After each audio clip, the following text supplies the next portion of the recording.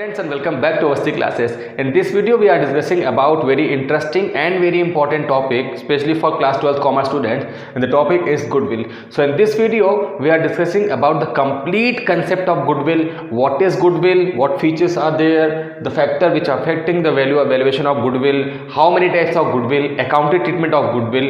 तो ये सब आज इस वीडियो में हम जानने की कोशिश करेंगे. गुडविल स्टार्ट करें टेक्निकल वे में. इसके पहले एक सिंपल सा मतलब आप लोगों को ये समझ लेना होगा कि गुडविल का सिंपल मतलब है कि बिजनेस जो चल रहा है हमारा, लोग उसे हमारे कॉम्पिटिटर के बिजनेस से ज़्यादा पसंद कर रहे हैं. हम अपने बिजनेस को इतने हार्डवर्क के साथ में आगे बढ़ा रहे थे, हम अपने बिजनेस में इतना डेडिकेशन दिखा रहे थे, हमारा बिहेवियर हमारे कस्टमर से इतना पोलाइट वे में था, इतने अच्छे से हम अपने कस्टमर से डील कर रहे थे.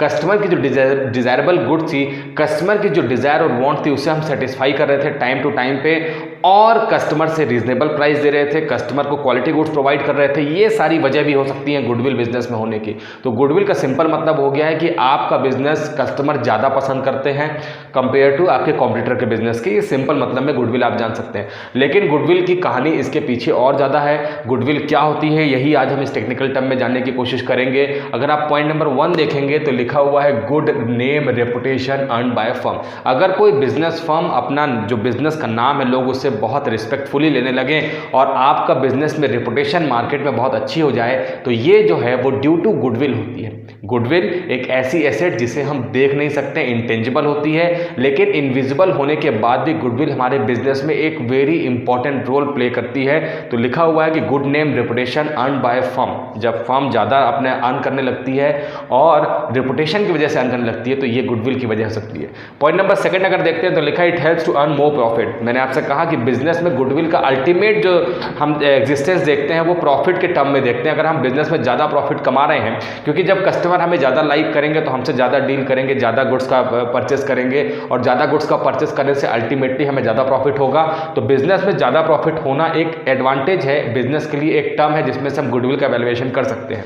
इन accounting the monetary valuation of such advantage is known as goodwill. क्योंकि हमें अकाउंटिंग ट्रीटमेंट में ही गुडविल का वैल्यूएशन देखना है, तो गुडविल का ट्रीटमेंट अगर अकाउंटिंग टर्म में देखें तो मॉनेटरी बेनिफिट अगर बिजनेसमैन को होने लगे तो हम कहते हैं कि बिजनेस में गुडविल का एग्जिस्टेंस है. ये पॉइंट नंबर 3 है. मैंने डिटेल में सारे पॉइंट्स लिखे हैं ताकि आप एक ही बार में समझ सके गुडविल का कंप्लीट मतलब क्या होता है. पॉइंट नंबर 4 देखें तो लिखा है goodwill is an intangible assets. Intangible assets का मतलब होता है that assets which can not be touch feel and see. ऐसी एसेट जिसे हम देख नहीं सकते, टच नहीं कर सकते, फील नहीं कर सकते.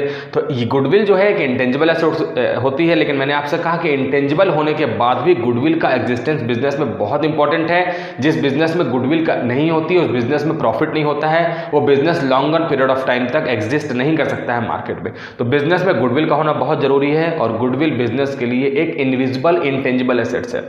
It can not be seen और फील. इसे हम देख नहीं सकते, इसे हम फील नहीं कर सकते, but exist in reality and can be sold and bought and sold. लेकिन इसका एग्जिस्टेंस जो है वो रियलिटी में होता है. जो रियल प्रैक्टिसेस होती हैं बिजनेस की उसमें इसका एग्जिस्टेंस होता है, भले ही इसे हम नहीं देख सकते हैं. और ये एक ऐसी इंटेंजिबल एसेट्स है जिसे हम खरीद भी सकते हैं और बेच भी सकते हैं. तो ये एक बहुत स्पेशल फीचर है इसका कि हम उसे देख नहीं सकते लेकिन उसे हम खरीद और बेच सकते हैं. ये इंटरेस्टिंग फैक्टर है यहाँ पर. इसके अलावा अगर आप देखते हैं तो लिखा है goodwill exist only when the firms earn super profit. Business में गुडविल तो होगी, लेकिन बिजनेस में गुडविल तभी होगी अगर आप इसे पॉइंट नंबर 2 से देखते हैं तो लिखा है it helps to earn more profit. तो बिजनेस में गुडविल होने की वजह होती है कि जब बिजनेस में हम प्रॉफिट कमाते हैं तभी उसे हम कहते हैं कि हमारे बिजनेस में गुडविल है. तो यहां पर अगर एक इंपॉर्टेंट बात देखेंगे तो लिखा है goodwill exist only when the firms earn super profit. अब यहां पर एक टेक्निकल वर्ड लिखा हुआ है जिसे हम कहते हैं सुपर प्रॉफिट. ये सुपर प्रॉफिट क्या होता है इसे जान लेते हैं. सुपर प्रॉफिट का मतलब होता है एक बिजनेसमैन बिजनेस के स्टार्टिंग में, अकाउंटिंग ईयर के स्टार्टिंग में ही अंदाजा लगा लेता है, ये वहाँ पर वो प्रेडिक्शन कर लेता है, वो एस्टिमेट कर लगा लेता है कि at the end of year वो जितना उसने इन्वेस्टमेंट किया है, जितने गुड्स वहाँ पे वो प्रोडक्शन और प्रोक्योरमेंट ऑफ सर्विसेज कर रहा है, उससे उसे कितना प्रॉफिट होगा at the end of year. तो ये उसका एस्टिमेटेड प्रॉफिट हो गया जो उसने अंदाजा लगा लिया है. लेकिन at the end of year उसकी हार्ड वर्क से, उसके गुड रेपुटेशन की वजह से, उसके गुड बिहेवियर की वजह से जब उसका प्रॉफिट उसके जो उसने अंदाजा लगाया था, जो उसने एस्टिमेट लगाया था, उससे उससे ज़्यादा प्रॉफिट कमा लेता है, इसे ही हम कहते हैं सुपर प्रॉफिट। सुपर प्रॉफिट वो प्रॉफिट नहीं है जो उसने ज़्यादा कमा लिया है, बल्कि difference between actual and estimated profit is called super profit. जब बिजनेसमैन अपना जो जितना उसने एस्टिमेशन किया था उस एस्टिमेशन से ज़्यादा प्रॉफिट जब वो कमा लेता है, तो जो डिफरेंस होता है एक्चुअल और एस्टिमेट प्रॉफिट का, इसे ही हम कहते हैं सुपर प्रॉफिट। और अगर बिजनेसमैन जितना प्रिडिक्ट करता है उससे ज़्यादा प्रॉफिट कमाता है, तभी हम कहते हैं कि ये जो एक्स्ट्रा प्रॉफिट बिजनेसमैन ने कमा लिया है ये सुपर प्रॉफिट है, और सुपर प्रॉफिट उसने कमाया है ड्यू टू गुडविल। तो ये इंपॉर्टेंट फैक्टर है। इसके अलावा देखेंगे in case of loss no goodwill लिखा हुआ है यहाँ पे। अगर बिजनेस में लॉस हो रहा है तो ये बात पक्की है, आपको अपने ये बात को समझना चाहिए कि वहाँ पर बिजनेस में गुडविल है ही नहीं, क्योंकि बिजनेस में गुडविल है इसका मतलब ही होता है कि बिजनेसमैन ज़्यादा प्रॉफिट वहाँ पे जनरेट कर पा रहा है बिजनेस से, अपने नॉर्मल प्रॉफिट से भी ज़्यादा प्रॉफिट। लेकिन इन केस ऑफ लॉस, जब लॉस हो रहा है तो भाई वहाँ पर गुडविल हो ही नहीं सकती। एक पॉइंट और लिखा हुआ है, अगर आप देखेंगे, the valuation of goodwill is always based on normal course of action. ये मेरे हिसाब से इन सारे पॉइंट में बहुत इंपॉर्टेंट पॉइंट इसलिए हो जाता है कि वैल्यूएशन ऑफ गुडविल जो होता है, हम कभी भी जब अकाउंटिंग ट्रीटमेंट ऑफ गुडविल करेंगे तो अकाउंटिंग ट्रीटमेंट ऑफ गुडविल में हमें ये देखना होगा कि गुडविल का कैलकुलेशन जो वो always normal course of action के ऊपर बेस्ड होना चाहिए। अब यहाँ पे नॉर्मल कोर्स ऑफ एक्शन क्या है वो जान लेते हैं। हम अगर एग्जांपल लेते हैं कि हमारे बिजनेस में लॉस हो जाता है और लॉस बाय फायर हो जाता है, हमारे बिजनेस में आग लग जाने की वजह से बिजनेस में लॉस हो गया है, जिसकी वजह से इस साल हमारा प्रॉफिट जो हमने सोचा था वो हम नहीं कमा पाए। लेकिन यहाँ पर आपको ये समझना होगा कि आपने अपने बिहेवियर की वजह से उस प्रॉफिट जो आपने लॉस हो गया है वो आपके बिहेवियर की वजह से नहीं हुआ है, वो वहाँ पर कुछ एबनॉर्मल कंडीशन हो गई थी जिसकी वजह से वहाँ पर लॉस हो गया है। तो ऐसे लॉस को हम लॉस कंसीडर नहीं करेंगे, बल्कि हम वहाँ पर हमने जो एस्टिमेट लगाया था कि हम इस बीच में इतना प्रॉफिट कमाएंगे, हमें उसी प्रॉफिट को लेते हुए गुडविल का वैल्यूएशन करना है। तो नॉर्मल कोर्स ऑफ एक्शन में बिजनेस करना है, एबनॉर्मल कोर्स ऑफ एक्शन में बिजनेस को नहीं करना है। जैसे लॉस बाय फायर हो गया या लॉस बाय थेफ्ट हो गया, ये कोई ऐसी एबनॉर्मलिटी आ गई बिजनेस में जिसकी वजह से, जो हमारे ना चाहते हुए आ गई, जिसके ऊपर हमारा कंट्रोल नहीं था और उसकी वजह से बिजनेस में लॉस हो रहा है। ऐसे लॉस को हम बिजनेस के लिए, जब हम गुडविल का वैल्यूएशन करेंगे तो ऐसे लॉस को हम लॉस नहीं मानेंगे, बल्कि ऐसे लॉस को प्रॉफिट में प्लस कर देंगे, क्योंकि अगर ये लॉस ना होता तो बिजनेस में ये प्रॉफिट होता, तो ऐसे लॉस को हमें प्लस कर देना है। दूसरा, अगर बिजनेस में अनवांटेड अर्निंग्स हो रही है, ऐसी अर्निंग जो हमारे नॉर्मल कोर्स ऑफ एक्शन का पार्ट नहीं है, तो ऐसे एबनॉर्मल इनकम को हमें बिजनेस के प्रॉफिट में से माइनस कर देना है, क्योंकि ये बिजनेसमैन के एफर्ट से नहीं हुआ है, बल्कि बिजनेस में एक्स्ट्रा ऑर्डिनरी हमको कहीं से वो इनकम जनरेट हो जाती है। ऐसी कई टाइप की इनकम हो सकती है। अगर हमने कहीं किसी के ऊपर क्लेम कर दिया था और कोर्ट ने कहा कि इसे जितनी कॉस्ट लगी थी उससे ज़्यादा प्रॉफिट हम कमा लेते हैं, कोर्ट का ऑर्डर हो जाता है कि इसे इतना क्लेम मिलना चाहिए, तो जो ज़्यादा क्लेम मिला है वो हमारे एफर्ट से नहीं मिला है, वो कोर्ट के ऑर्डर से मिला है। ऐसे क्लेम को हम एबनॉर्मल गेन कहते हैं, और एबनॉर्मल गेन को नॉर्मल कोर्स ऑफ एक्शन में काउंट नहीं किया जाता है, उसे गुडविल के वैल्यूएशन में हमें माइनस कर देना है। तो सिंपल एक फंडा आपको याद रखना है कि जब हम गुडविल का वैल्यूएशन करेंगे तो हमें नॉर्मल कोर्स ऑफ एक्शन में गुडविल को वैल्यूएट करना है, और ऐसे वैल्यूएशन के टाइम पे अगर बिजनेस में एबनॉर्मल लॉस हो गया, नॉर्मल लॉस की बात नहीं कर रहा हूं मैं, एबनॉर्मल लॉस हो गया उसे हमें प्लस कर देना है, और एबनॉर्मल गेन अगर कुछ हो गया है तो उसे हमें वहां पे माइनस कर देना है। अगर हम इस फॉर्मूले को सेटअप कर लेते हैं तो हम बिजनेस के नॉर्मल प्रॉफिट की तरफ मूव कर सकते हैं। तो आपने देखा कि गुडविल के कई सारे रीज़न हैं, यहाँ पे कई सारे पॉइंट्स हाईलाइट कर रखे हैं, और आप गुडविल का मतलब समझ गए हैं कि गुडविल का अच्छा नेम फेम, बिजनेस में ज़्यादा प्रॉफिट कमाना, कॉम्पिटिटर को डिफीट करना, आपकी गुडविल में कस्टमर्स का डे बाय डे इंक्रीज होना, ये सारी वजह होती हैं गुडविल बिजनेस में होने की। अगर हम गुडविल का फीचर देखें तो पहला फीचर आप देख पा रहे हैं, it is an intangible asset, जो कि ऑलमोस्ट हम समझ चुके हैं कि गुडविल एक इंटेंजिबल एसेट्स है, इसे हम देख नहीं सकते, टच नहीं कर सकते, लेकिन गुडविल का एग्जिस्टेंस बिजनेस में होना बहुत इंपॉर्टेंट है। वैल्यूएबल एसेट्स, मैंने आपसे कहा कि गुडविल एक इंटेंजिबल एसेट्स होने के बाद भी बिजनेस के लिए बहुत इंपॉर्टेंट एसेट्स है। गुडविल का बिजनेस में होना बहुत ज़्यादा ज़रूरी है, क्योंकि जब गुडविल होगी बिजनेस में तभी बिजनेस में प्रॉफिट कमा पाएगा, और जो बिजनेस की बेसिक नीड है वो प्रॉफिट अर्निंग ही है। तो अगर हम प्रॉफिट ही अर्न नहीं करेंगे तो हम बिजनेस में सर्वाइव नहीं कर पाएंगे। बिजनेस में सर्वाइव करने के लिए, प्रॉफिट कमाने के लिए, बिजनेस की ग्रोथ करने के लिए बिजनेस में प्रॉफिट का होना ज़रूरी है, और प्रॉफिट बिजनेस में तभी होता है जब बिजनेसमैन के बिजनेस में गुडविल एग्जिस्ट करती है। तो ये बहुत वैल्यूएबल एसेट्स इस वजह से हमारे लिए हो जाती है। थर्ड पॉइंट देखेंगे तो लिखा है helps in earning access profit. मैंने आपसे कह दिया एक्सेस प्रॉफिट, जिसे मैंने अभी यहाँ पे आपको सुपर प्रॉफिट के नाम से भी दिखाया है। तो सुपर प्रॉफिट के नाम से अगर आप देखेंगे तो सुपर प्रॉफिट जो है वो मैंने आपको बता दिया कि एस्टिमेटेड प्रॉफिट से हमारा एक्चुअल प्रॉफिट जो है वो ज़्यादा हो जाए तो हम कहते हैं सुपर प्रॉफिट या एक्सेस प्रॉफिट कहते हैं। तो बिजनेसमैन अचानक से ज़्यादा प्रॉफिट कमाने लगा क्योंकि कस्टमर का जो भरोसा है वो उस बिजनेसमैन के ऊपर ज़्यादा बन गया ड्यू टू गुडविल, और ज़्यादा कस्टमर बिजनेस में आने लगे, ज़्यादा डीलिंग करने लगे, ज़्यादा प्रॉफिट हमें होने लगा, और ये सब होने लगा गुडविल की वजह से। It is valuable only when entire business is sold. Goodwill का वैल्यूएशन, ये पॉइंट हमारे लिए इसलिए बहुत समझना ज़रूरी है कि यहाँ लिखा है इट इज़ वैल्यूएबल ओनली। हम गुडविल का वैल्यूएशन अपने नॉर्मल कोर्स ऑफ एक्शन के बिजनेस में नहीं कर सकते। गुडविल का वैल्यूएशन बिजनेस में तभी हो सकता है, बिजनेस के नॉर्मल कोर्स ऑफ एक्शन में गुडविल का वैल्यूएशन सिर्फ इसी टर्म में हो सकता है कि हम ज़्यादा प्रॉफिट कमा रहे हैं। लेकिन अगर हम अकाउंटिंग टर्म में बात करते हैं तो किसी भी चीज़ का अकाउंटिंग वैल्यूएशन होता है तो वो फ्रैक्शन के बाद के फिगर्स तक का होता है। कि अगर हम बात करते हैं कि 1 लाख रुपीज़ बिजनेस का प्रॉफिट है, ये 1 लाख रुपीज़ जो आया है ये सारे अकाउंटिंग ट्रीटमेंट करने के बाद आया है। यहाँ पर लिखा है it is valuable only when the entire business is sold. Goodwill का ट्रीटमेंट बिजनेस में अगर हम करते हैं तो उसका कितना एग्जैक्ट अमाउंट है, अगर हम बात करते हैं कि फ्रैक्शन के बाद भी कुछ फिगर्स है वहाँ पर, तो डेसिमल के बाद भी कुछ फिगर है, ये एग्जैक्ट फिगर हम फाइंड आउट तो कर सकते हैं, लेकिन ये फिगर हम अपने बिजनेस को रन करने के दौरान नहीं कर सकते हैं। अगर हम बिजनेस को सोल्ड करते हैं या हम किसी बिजनेस को परचेज करते हैं उसी टाइम पे हम गुडविल के एग्जैक्ट अमाउंट का वैल्यूएशन कर सकते हैं।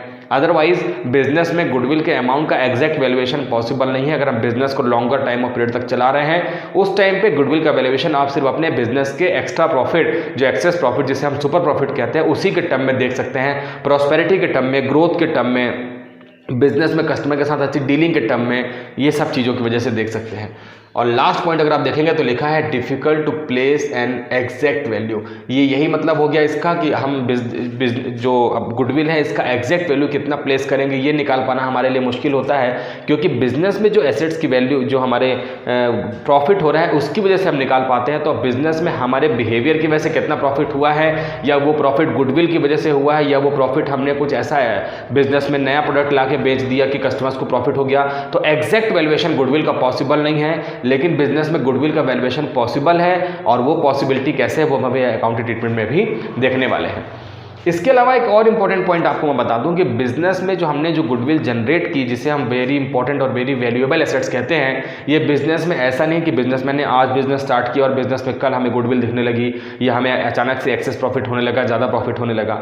मैंने आपसे कहा कि बिजनेसमैन एक लंबा टाइम स्पेंड करता है बिजनेस में, और एक लंबा टाइम देने के बाद में कस्टमर के साथ में वो फेयर डीलिंग करता है, हार्डवर्क करता है, अपना 100% देने की करता है, और वहाँ पर कस्टमर को सेटिस्फाई करने के लिए जो भी डिज़ायरेबल गुड्स की रिक्वायरमेंट है from customers point of view, वो सारी चीज़ों को वहाँ पे फुलफिल करता है। और at the end of result ये होता है कि कस्टमर आपके बिजनेस को लाइक करने लगते हैं, आपके बिजनेस की रेपुटेशन बढ़ जाती है, और वहाँ पर गुडविल का जनरेशन हो जाता है, गुडविल वहाँ पे जनरेट होने लगती है। तो गुडविल कोई एक ऐसी चीज़ नहीं जिसे हम very short period of time में जनरेट कर सकें या समझ सकें। गुडविल कम से कम बिजनेस में 2 ईयर, 3 ईयर्स, 4 ईयर्स के बाद ही हमें दिखता है कि हम बिजनेस में स्ट्रॉन्गर फुटिंग कर चुके हैं, जिसकी वजह से हम गुडविल वहाँ पर जनरेट कर पा रहे हैं। फैक्टर कौन कौन से अफेक्ट कर सकते हैं गुडविल को, ये भी हमारे लिए बहुत इंपॉर्टेंट है। तो पहला लिखा है नेचर ऑफ बिजनेस। आपके नेचर ऑफ बिजनेस आपके गुडविल को इन्हेंस करने में आपकी बहुत हेल्प करते हैं। अगर आप कोई ऐसा बिजनेस कर रहे हैं जिस बिजनेस को करने के बाद में आप कुछ कॉम्पिटिटर से ज़्यादा वैल्यू ऐड करके कोई गुड्स बेच रहे हैं, कोई यूनिक वहाँ पे प्रोडक्ट गुड्स का प्रोडक्शन करके गुड्स को बेचते हैं कस्टमर्स को, तो ऐसे में जो नेचर ऑफ बिजनेस है वो आपको यूनिकनेस प्रोवाइड करता है आपके गुड्स की वजह से, और कस्टमर आपकी तरफ खींचे चले आते हैं, जिसकी वजह से आपको ज़्यादा प्रॉफिट होता है। तो आपको कुछ नया एलिमेंट ऐड करना है जो आपके कॉम्पिटिटर के गुड्स में नहीं है, और ऐसे यूनिकनेस को बिजनेस में इन्वॉल्व करके आप बिजनेस में गुडविल को तेज़ी से इन्हेंस कर सकते हैं, गुडविल को डेवलप कर सकते हैं। लोकेशन की अगर हम बात करते हैं तो लोकेशन बिजनेस के लिए बहुत इंपॉर्टेंट रोल प्ले करता है। अगर हम बात करते हैं कि सेंट्रली लोकेटेड प्लेस में आपका बिजनेस है, जहां पे लोग ज़्यादा, जिसे हम मार्केट कहते हैं, जिसे हम हब कहते हैं मार्केट का, उस जगह पे अगर आपका बिजनेस है तो वहां पर बिजनेस में आपके गुडविल जो है, वहाँ पर गुडविल होने के चांसेस कंपेयर टू आपका बिजनेस किसी इंटीरियर प्लेस में है, उसके कंपैरिजन में वहाँ पे गुडविल आपके बिजनेस में तेज़ी से डेवलप होती है, तेज़ी से बिजनेस में आपकी गुडविल आ जाती है। पॉइंट नंबर 3 लिखा है एफिशिएंसी ऑफ मैनेजमेंट। अगर आपके एम्प्लॉयज़, आपके वर्कर जो कि मैनेजमेंट का पार्ट होते हैं, अगर वो डेडिकेटेड हैं बिजनेस को, बहुत डेडिकेशन के साथ में कस्टमर से डील करते हैं, बहुत हार्डवर्क करते हैं और सारे वर्क को टाइम पे कंप्लीट कर लेते हैं, तो ये वर्कर की इफिशिएंसी को प्रूव करता है। जिस बिजनेस में वर्कर अच्छे होंगे, मैनेजमेंट अच्छा होगा, कंट्रोलिंग पावर अच्छी होगी, डेफिनेटली उस बिजनेस में ही गुडविल सबसे ज़्यादा आपको देखने को मिलेगी। मार्केट सिचुएशन, मार्केट सिचुएशन का अगर हम बात करते हैं तो अगर हम एक ऐसे मार्केट में हैं जहां पर हम मोनोपोली मार्केट में हैं या कुछ ऐसे हैं कि उसके कॉम्पिटिटर एक या दो ही हैं, तो ऐसे बिजनेस में आपको ये मानना है कि गुडविल आपकी हमेशा अच्छी रहेगी। क्योंकि जब हम इस मार्केट को करते हैं तो आपको देखना होगा कि कॉम्पिटिटर जो है वो यहाँ पर आपके कम हैं या कॉम्पिटिटर हैं तो बहुत नहीं है या बहुत कम है।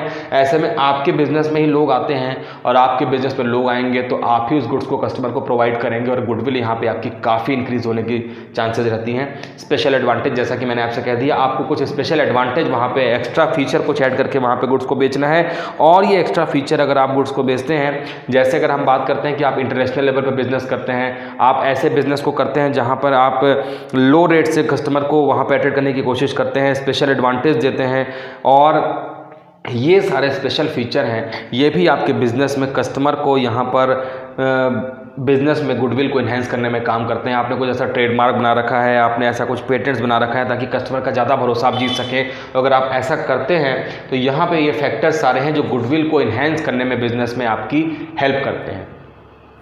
तो आइए अब चलते हैं क्लासिफिकेशन ऑफ गुडविल की तरफ। क्लासिफिकेशन ऑफ गुडविल में गुडविल को दो पार्ट्स में रखा गया है, जैसा कि आप देख पा रहे हैं बोर्ड में मैंने लिखा है। तो क्लासिफिकेशन 2 पार्ट्स में होता है गुडविल का। पहला लिखा है परचेज गुडविल और दूसरी गुडविल होती है सेल्फ जनरेटेड गुडविल। तो क्या है परचेज गुडविल और क्या है सेल्फ जनरेटेड गुडविल, ये हमें समझना होगा। किसी भी बिजनेस में दो में से कोई भी एक गुडविल हो सकती है। अगर परचेज गुडविल है तो उसके क्या मीनिंग है, अगर सेल्फ जनरेटेड गुडविल है उसके क्या मीनिंग है, ये जानते हैं। सबसे पहले देखते हैं परचेज गुडविल क्या होती है। नाम से ही क्लियर है, जो गुडविल हमने परचेज की है। मैंने अभी आपसे थोड़ा देर पहले कहा कि गुडविल एक ऐसी चीज है जिसे हम रैपिडली परचेज और सेल नहीं कर सकते हैं। गुडविल लंबे समय तक बिजनेस में डिवोशन डेडिकेशन के साथ काम करने, हार्डवर्क से काम करने से हम जनरेट करते हैं। लेकिन अगर हम उस बिजनेस को किसी दूसरे पर्सन को बेच देते हैं तो उस पर्सन को जिसने उस बिजनेस को परचेस किया है उसको बेनिफिट ये होता है कि मेरे बिजनेस के परचेस करने से ही वो मेरे बिजनेस की गुडविल को भी परचेस कर सकता है। तो हम उस परचेस की बात कर रहे हैं। यहाँ पर भी गुडविल का वही मतलब है। परचेस गुडविल का मतलब है कि एक वेल नोन बिजनेस को अगर मैं परचेस कर लेता हूँ तो उसको उस टाइम पे होने वाली गुडविल को मैं जो मुझे बेनिफिट मिलेगा, क्योंकि मुझे अब ज़्यादा एफर्ट नहीं करने पड़ेंगे। जो प्रीवियस बिजनेस ओनर था उसने बिजनेस को स्टेब्लिश करने में, बिजनेस की रेपुटेशन बनाने में, बिजनेस के प्रॉफिट को हायर करने में बहुत सारा टाइम, बहुत सारा हार्डवर्क, बहुत लंबे समय तक वो काम करता रह गया, तब उस जाके उस पोजीशन में पहुंच पाया था। लेकिन हमने बस बिजनेस को परचेस किया और वो सारे बेनिफिट जो उस पर्टिकुलर बिजनेसमैन को मिल रहे थे वो अब मुझे मिलने लगेंगे सिर्फ उस बिजनेस को परचेस करने से। तो इसे हम परचेस गुडविल कहते हैं। परचेस गुडविल के बेनिफिट आप देख रहे हैं कि परचेस गुडविल में जस्ट आप बिजनेस परचेस करते हैं और क्योंकि लोग आपको नहीं बल्कि आपके बिजनेस के नाम से आपको जानते थे और कस्टमर वैसे ही आपके बिजनेस में आ रहे थे जैसे कि प्रीवियस ओनर था जब बिजनेस का, तब आ रहे थे और आपके बिना एफर्ट किए ही बिजनेस में गुडविल आपकी ऑटोमेटिकली बढ़ गई है और बिजनेस में आप अभी भी उतना ही प्रॉफिट कमा रहे हैं, हायर प्रॉफिट कमा रहे जितना कि आपके प्रीवियस ओनर कमा रहे थे। इसे हम कहते हैं परचेज गुडविल। अब परचेज गुडविल का कैलकुलेशन कैसे होता है वो आपको समझने इसके पहले हम कुछ फॉलोइंग पॉइंट देख लेते हैं। तो यहाँ पे जब हम किसी चीज़ को परचेस करते हैं तो उसके बदले में हम कुछ ना कुछ वहाँ पे परचेस कंसिडरेशन पे करते हैं। अगर मैं किसी चीज़ को मार्केट से परचेस करता हूँ तो परचेस का जो सेलिंग प्राइस होता है वो मैं अपने वेंडर को, अपने दुकानदार को पेमेंट करता हूँ, शॉपकीपर को। तो यहाँ पर सेम वही नेचर है, लिखा है एक्वायर्ड बाय मेकिंग पेमेंट। अगर आपको परचेस गुडविल लेनी है तो आपको पेमेंट करनी होगी और आपको गुडविल का पेमेंट के साथ में आपको जो बिजनेस की टोटल एसेट्स आपने ली है आपको उसकी पेमेंट करनी होगी। दूसरा पॉइंट लिखा है it arises on purchase of business. मैंने आपसे कहा कि बिजनेस परचेस करेंगे तब ये अराइज होती है। अगर आप बिजनेस को परचेज नहीं करेंगे तो ये गुडविल रहेगी तो, लेकिन वो उस ओनर की रहेगी जो उसके पास में है। तो ऐसे में अगर बिजनेस में गुडविल अराइज होती है जबकि हम गुडविल को परचेस, बिजनेस को परचेस करेंगे तो हम गुडविल भी परचेस करते हैं, तो ये अराइज होगी in the time of purchase of business. Point number 3 लिखा है recorded in the books of accounts because consideration is paid. ये बहुत इंपॉर्टेंट टॉपिक है जो आपको यहाँ से और इसके बीच में डिफरेंस क्रिएट करने में काफी हेल्प करेगा। यहाँ पर लिखा है recorded in the books of account because consideration is paid. इसे, इस परचेज गुडविल को हम अपने बुक्स ऑफ अकाउंट में सेपरेटली शो करते हैं गुडविल के नाम से, क्योंकि यहां पर हमने उस पर्टिकुलर गुडविल के लिए एक अमाउंट जो है, पर्टिकुलर अमाउंट जो है वो वहां पर उस प्रीवियस बिजनेसमैन को पेमेंट किया है और वो पैसा हमारे बिजनेस, क्योंकि हम बिजनेस कर रहे हैं, हमारे बिजनेस से उस बिजनेसमैन के पास गया है, तो ये बिजनेस ट्रांजेक्शन है जिसमें कि मॉनेटरी ट्रांजेक्शन हुआ है। इस वजह से इस बिजनेस परचेज गुडविल को हम अपने बिजनेस में एक स्पेशल वहाँ पर प्लेस प्रोवाइड करते हैं, और वो प्लेस कहाँ पर होता है अगर आप देखेंगे तो वो लिखा है shown in the asset side of balance sheet. तो बैलेंस शीट, क्योंकि मैंने आपसे कहा ये बिजनेस के लिए इंटेंजिबल फिक्स एसेट्स है, और ऐसी एसेट्स को बैलेंस शीट के एसेट साइड में सेपरेटली डिस्क्लोज करना हमारे लिए ज़रूरी है। इसके अलावा देखेंगे it is amortise over it's useful life. Amortisation का मतलब ठीक वैसा ही है जैसा कि टेंजिबल एसेट्स में डिप्रिशिएशन का होता है। जब हम किसी एसेट्स को परचेस करते हैं और वो एसेट टेंजिबल होती है, तो आप लोगों ने क्लास 11th में भी पढ़ा है, डिप्रिशिएशन पढ़ा है, एसेट्स की value day by day decrease होती है, जिसे कि हम कहते थे decrease in value of fixed assets, it's called depreciation. ठीक वैसे ही decrease in value of intangible assets, it's called amortisation. जब किसी इनटेंजिबल एसेट्स में उसकी value day by day decrease होती है तो उसे हम अमोर्टाइजेशन कहते हैं। ट्रीटमेंट ठीक वैसा ही है कि हमें अपनी एसेट्स में से जो पोर्शन अमोर्टाइज हो जाएगा उसे हमें प्रॉफिट एंड लॉस अकाउंट में रिकॉर्ड कर देना है, और रेस्ट अमाउंट हमें बैलेंस शीट में ही अभी एसेट साइड में लिखना है। तो ये परचेज गुडविल है। एक एग्जांपल के साथ समझने की कोशिश करते हैं। एक एज्यूम करते हैं कि हमने एक बिजनेस जो है, एक ए ने एक बी जो बिजनेसमैन है उसका बिजनेस परचेस किया, और जब ए ने बी का बिजनेस परचेस किया तो जब मैं बिजनेस परचेस करूंगा, ये मान लेते हैं कि मैं ए हूं और मैं बी का बिजनेस परचेस कर रहा हूं, तो जब मैं बिजनेस जिस टाइम पे बिजनेस परचेस हो रहा होता है उस टाइम पे बी के बिजनेस में दो चीज़ें थी, पहली थी एसेट्स और दूसरी थी लाइबिलिटी। लाइबिलिटी कैसे, जैसे कि इलेक्ट्रिसिटी है, और अगर आप बीच में मिड मंथ में या मिड सेशन में आपने बिजनेस परचेस किया है तो उसकी आउटस्टैंडिंग बिल के पेमेंट होंगे, बहुत सारे आउटस्टैंडिंग एक्सपेंडिचर होंगे, उसके कुछ क्रेडिटर्स होंगे, कुछ डेटर्स होंगे। तो जब बिजनेस शिफ्ट होता है तो ये सारी चीज़ें भी बी से ए को शिफ्ट हो जाएंगी। तो एज्यूम करते हैं कि मान लेते हैं कि ए ने बिजनेस से बी के बिजनेस से 1 लाख रुपीज़ की एसेट्स और 20,000 रुपीज़ की लाइबिलिटी टेकन ओवर की है। तो 1 लाख रुपीज़ की एसेट्स ली और टोटल 20,000 की लाइबिलिटी ली है। वो लाइबिलिटी बी पेमेंट करता, अब बी की जगह क्योंकि बिजनेस आपने ले लिया है तो लाइबिलिटी की पेमेंट आप ही करेंगे, तो 20,000 की लाइबिलिटी आपकी भी ठीक वैसे ही बन गई जैसे कि बी की थी।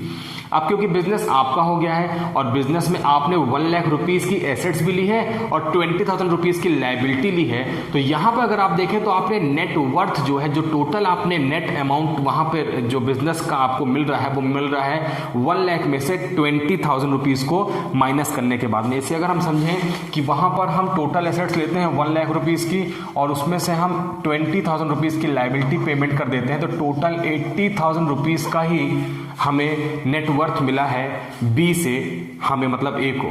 लेकिन अगर यहाँ पे हम 80,000 रुपीज़ की एसेट्स लेने के बाद में और वहाँ पे हम पेमेंट अभी 90,000 रुपीज़ करते हैं, तो यहाँ पे हमने 10,000 रुपीज़ किस चीज़ का ज़्यादा पेमेंट किया है, तो इसी 10,000 रुपीज़ को ही हम कहते हैं कि हमने वहाँ पर जो 10,000 रुपीज़ पेमेंट किया है वो हमने एक ऐसी एसेट्स के लिए किया है जो इनविजिबल थी, इंटेंजिबल थी, और उसका नाम था गुडविल। तो अगर हम एक्सेस पेमेंट करते हैं एसेट्स का और लाइबिलिटी का पेमेंट करते हैं, उसके बाद जो डिफरेंस अमाउंट होता है, जैसे कि मैंने 1 लाख की एसेट परचेस की थी बिजनेस से और वहाँ पे 20,000 रुपीज़ का पेमेंट किया था जो कि बी भी करता, लेकिन बी ने बिजनेस मुझे भेज दिया तो अब मैं पेमेंट करूँगा, तो मैंने 80,000 रुपीज़ का नेटवर्थ लिया है। लेकिन 80,000 की चीज़ लेने के बाद में मैंने पेमेंट मोर देन 80,000 किया है, तो जितना भी ज़्यादा पेमेंट मैं कर रहा हूँ उसे ही हम कहते हैं परचेज गुडविल। मैंने बिजनेस से पेमेंट किया है, अपने बिजनेस के पेमेंट से किया है, कैश में किया है, इसीलिए मैं इसे अपने बुक्स ऑफ अकाउंट में रिकॉर्ड भी करता हूँ और उसको एसेट्स जैसे ट्रीट करके उसका अमोर्टाइजेशन भी करता हूँ। तो ये है हमारे लिए परचेज गुडविल। अगर हम सेल्फ जनरेटेड गुडविल की तरफ चलते हैं तो इसको अगर मैं पॉइंट नंबर ए से रिलेट करूं, जैसा कि मैंने कहा कि मैंने बी से परचेस किया बिजनेस और बी की गुडविल मेरी गुडविल हो गई, और मान लेते हैं बी ने गुडविल किसी से परचेस नहीं किया था बल्कि बी ने उस गुडविल को खुद वहां पर स्टैब्लिश किया था, तो बी ने जो गुडविल अपने बिजनेस में जनरेट की थी वही बिजनेस की गुडविल कहलाती है सेल्फ जनरेटेड गुडविल। सेल्फ मतलब खुद से जनरेट, मतलब मैंने अपने बिजनेस में खुद से गुडविल जनरेट की है, उसे ही हम कहते हैं सेल्फ जनरेटेड गुडविल। आइए जानते हैं क्या लिखा है, it is internally generated over the longer period of time. मैंने आपसे कहा कि सेल्फ जनरेटेड गुडविल जो है वो एक रात में बन जाने वाली गुडविल नहीं है कि मैंने आज बिजनेस स्टार्ट किया और मेरी गुडविल कल जनरेट हो गई। गुडविल को बनने में बहुत सारा टाइम, बहुत सारा हार्डवर्क, बहुत सारा डेडिकेशन, बहुत कुछ इसके पीछे सीक्रेट्स हैं, और लंबा टाइम स्पेंड करने के बाद में बिजनेस में ऑटोमेटिकली, बिजनेस में अगर आप सब कुछ फेयर वे में चलाते हैं, बहुत शार्प वे में बिजनेस करते हैं, तो आपके बिजनेस में गुडविल वहां पर सेल्फ जनरेट हो जाएगी आपके हार्डवर्क की वजह से। अगर हम देखते हैं तो लिखा है true cost can not be placed, valuation depends upon the subjective judgement of the valuer. तो अगर इसको हमने दो पार्ट में तोड़ रखा है, पहले तो पढ़ते हैं, लिखा है the true cost can not be placed. हम यहाँ पर देखते हैं कि हमने जो सेल्फ जनरेटेड गुडविल है उसे हमारे बिजनेस में रहते हुए हम अपने बिजनेस में कभी भी उसका ट्रू वैल्यूएशन बिजनेस का नहीं कर पाएंगे। बिजनेस में गुडविल का वैल्यूएशन तभी हो पाएगा जैसे कि इस केस में था कि बी ने अपना पूरा शेयर ए को बेच दिया, बिजनेस बेच दिया, तो उस टाइम पे गुडविल का अमाउंट वहाँ पे निकल के आ गया। तो अगर बिजनेस हम कंटिन्यू करते हैं, बिजनेस का सेल और परचेज नहीं करते हैं, तो उस टाइम पे गुडविल है बिजनेस में, ये तो हम वहाँ पर अंदाजा लगा सकते हैं, लेकिन उस गुडविल का अमाउंट कितना है, एग्जैक्ट अमाउंट कितना है, ये हमारे लिए डिटरमाइन करना पॉसिबल नहीं है। Valuation depends on the subjective judgement of the valuer. अगर आप वैल्यूएशन करना चाहें, आप वहाँ पे अंदाजा लगाना चाहें, प्रिडिक्ट करना चाहें, तो सब्जेक्टिव वैल्यूअर जो है अलग अलग अपने पॉइंट ऑफ व्यू रख के वहाँ पे गुडविल का वैल्यूएशन आपको बता सकते हैं, लेकिन फिर भी एग्जैक्ट गुडविल का वैल्यूएशन कर पाना सेल्फ जनरेटेड गुडविल में पॉसिबल नहीं है। तो पॉइंट नंबर 3 देखते हैं, जो कि हमारे लिए बहुत इंपॉर्टेंट पॉइंट है, और ये है हमारे लिए अकाउंटिंग स्टैंडर्ड में लिखना भूल गया हूँ, अकाउंटिंग स्टैंडर्ड 26 है ये। और अकाउंटिंग स्टैंडर्ड 26 जो है, आप लोगों ने 11th कॉमर्स में थोड़ा थोड़ा पढ़ा है अकाउंटिंग स्टैंडर्ड के बारे में। वो अकाउंटिंग स्टैंडर्ड 26 जो है वो इंटेंजिबल एसेट्स के लिए होता है, और इस इंटेंजिबल एसेट्स के अकाउंटिंग स्टैंडर्ड में लिखा हुआ है कि हम सेल्फ जनरेटेड गुडविल का जो अकाउंटिंग ट्रीटमेंट है वो अपने बुक्स ऑफ अकाउंट में नहीं करते हैं। इट मीन्स कि हम सेल्फ जनरेटेड गुडविल को बुक्स ऑफ अकाउंट में कोई भी प्लेस प्रोवाइड नहीं करते हैं। जैसे कि आपने देखा कि परचेज गुडविल को हमने बुक्स ऑफ अकाउंट के बैलेंस शीट के एसेट साइड में सेपरेटली लिखा, लेकिन सेल्फ जनरेटेड गुडविल को हम यहाँ पे बुक्स ऑफ अकाउंट में शो नहीं करते हैं। उसकी वजह ये है कि हमने सेल्फ जनरेटेड गुडविल के लिए कोई भी कंसिडरेशन किसी को मॉनेटरी टर्म में पे नहीं किया है, और गुडविल का एग्जैक्ट अमाउंट भी हमें वहाँ पर डिटरमाइन नहीं है। मैंने आपसे कहा कि गुडविल का अमाउंट वहाँ पर हम डिटरमाइन नहीं कर सकते हैं, तो 2 इंपॉर्टेंट वजह है क्योंकि गुडविल का अमाउंट वहाँ पर जज नहीं कर सकते हैं, और इसका हमने कोई भी पेमेंट मॉनेटरी टर्म में किसी भी पर्सन को नहीं किया है। ऐसे केस में जब यहाँ पे बिजनेस में गुडविल की ट्रांजैक्शन ही नहीं हुई तो उसे हम बुक्स ऑफ अकाउंट में रिकॉर्ड नहीं करते हैं। टेक्निकल वे में लिखा हुआ है कि as per accounting standard 26 intangible assets it is not recorded in the books because consideration in money, मैंने आपसे कहा कि मनी के फॉर्म में पेमेंट नहीं हुआ है, और मनी इज वर्थ, या कि मनी के टर्म में आपने उसकी जगह पे काइंड में मतलब किसी और चीज़ से पेमेंट करने का सोचा हो कि आपने गुडविल ले ली और फर्नीचर दे दिया, ऐसा भी कुछ नहीं हुआ। Has not been paid for it, तो ऐसा कुछ भी हमने पेमेंट नहीं किया है, जिसकी वजह से इसे हम बुक्स ऑफ अकाउंट में रिकॉर्ड नहीं करते हैं। तो ये आपके लिए जानना बहुत ज़्यादा ज़रूरी है। मैंने आपसे कहा है कि प्रैक्टिकल के जो क्वेश्चन पेपर का पैटर्न वो चेंज हो गया है, थ्योरी बेस्ड हो गया है। 20 मार्क के हमारे पास में MCQ, fill in the blanks, 1 word के क्वेश्चन आते हैं, और उनमें से हो सकता है कि सेल्फ जनरेटेड गुडविल या परचेज ऑफ गुडविल, या जो मैंने आपको अभी प्रीवियस में बताया कि गुडविल के फीचर्स, मीनिंग, उसमें से भी हमसे क्वेश्चन पूछे जा सकते हैं। आइए अब जल्दी से एक बार देख लेते हैं कि need the valuation of goodwill, goodwill के वैल्यूएशन की ज़रूरत हमें क्यों पड़ती है, क्या रीजंस होते हैं कि हम गुडविल का वैल्यूएशन करते हैं, तो ये सारी चीज़ें हम जान लेते हैं। ये सारी चीज़ें मैंने आपको अपने प्रीवियस वीडियो जिसमें हमने रिकॉन्स्टिट्यूशन ऑफ पार्टनरशिप फर्म जो चैप्टर 2 हमने स्टार्ट किया था उसके फर्स्ट वीडियो में भी वहाँ पे सारा कुछ डिस्कस किया है, लेकिन एक बार रिकॉल भी कर लेते हैं। आइए जानते हैं। तो यहाँ पर लिखा है कि हम अपने गुडविल का वैल्यूएशन करेंगे जब हमारे पास ये फॉलोइंग कंडीशंस होंगी। उसमें से पहली कंडीशन लिखा हुआ है when change in the profit sharing ratio of existing partners, जब एग्जिस्टिंग पार्टनर्स अपने प्रॉफिट शेयरिंग रेशियो में चेंज करते हैं। मैंने आपको एग्जांपल के साथ समझाया था कि अगर XYZ वो इक्वल पार्टनर हैं 1:1:1 मतलब कि 1/3 1/3 1/3 के रेशो में बिजनेस करते हैं, और अभी अपना रेशो वो चेंज करना चाहते हैं बिना किसी पार्टनर को एडमिट किए, बिना किसी पार्टनर को एग्जिट किए। ऐसे केस में पार्टनर्स के एग्जिस्टिंग PSR में चेंज होता है। वहाँ पर कोई पार्टनर गेन करता है तो कोई पार्टनर सेक्रीफाइस करता है। ज़्यादा आप अगर समझना चाहते हैं तो आप प्रीवियस वीडियो देखिए, वहाँ से आपको एकदम क्लियर हो जाएगा। ऐसे केस में जब एग्जिस्टिंग पार्टनर्स अपने PSR को चेंज करते हैं, वहाँ पर हमारे लिए मैंडेटरी हो जाता है कि हम अपने गुडविल का वैल्यूएशन करें, गुडविल का अकाउंटिंग ट्रीटमेंट करें। ये एक और यूनिकनेस आपको यहाँ से बता दूँ, ये सारे पॉइंट जो आप जो देख रहे हैं, अगर लास्ट वाले पॉइंट को छोड़ दें तो ये जो आपके अपकमिंग चैप्टर्स है, मैंने आपको प्रीवियस वीडियो में बताया है कि हमारे अपकमिंग चैप्टर्स है जो अभी हमें क्लास 12 के अकाउंट्स में हमारे टॉपिक हैं, तो ये भी हमारा टॉपिक है, एडमिशन भी हमारा टॉपिक है, रिटायरमेंट और डेथ भी हमारा टॉपिक है, और जो फर्म का सेल होता है ये नहीं है, हम यहाँ पे फर्म को क्लोज कर देते हैं। डिसोल्यूशन ऑफ पार्टनरशिप फर्म हमारे बिजनेस में है, तो ये भी हमारे टॉपिक है और यही हमारा कंसेप्ट है। तो अगर पार्टनर्स अपने PSR में चेंज करते हैं तो हमें गुडविल का वैल्यूएशन करना होगा।